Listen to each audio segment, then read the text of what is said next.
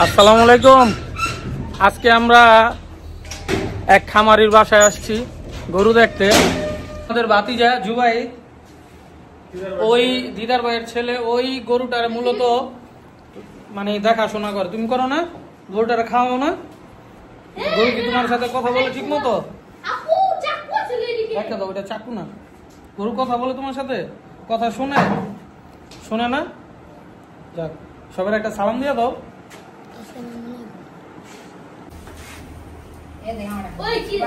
আচ্ছা ভাইয়া, ঠিক আছে। এটা খাইবো না, পরে দেব না। কি রে, আর গরু নাই?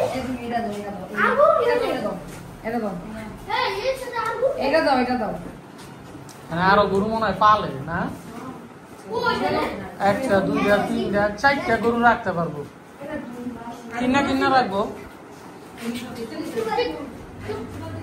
এই যে দেখেন, আমরা খামারিতে আসছি। খামারিটা মূলত আমার সমন্দির।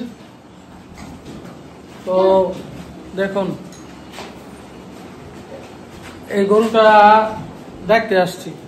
গরুটা মাশাআল্লাহ খুব সুন্দর, অরিজিনাল দেশাল।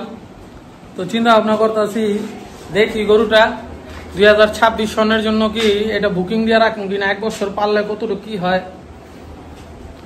যাই হোক, দেখি, সবাই দোয়া করবেন আর একটু ভালো করে দেখেন গরুটা, বুঝছেন? আসসালামু আলাইকুম। দেখেন, এই যে সোয়াদ অলরেডি গরুটা খাওয়ানো শুরু করে দিয়েছে। এটার একটা নাম তো সোয়াদ। এটা কি নাম দিবা? না এখন না, এটা যখন নাকি কিনবা তখন নাম দিবা। নাম টাইগার তো হইছে এমদে। তসির, গরুটা কেমন?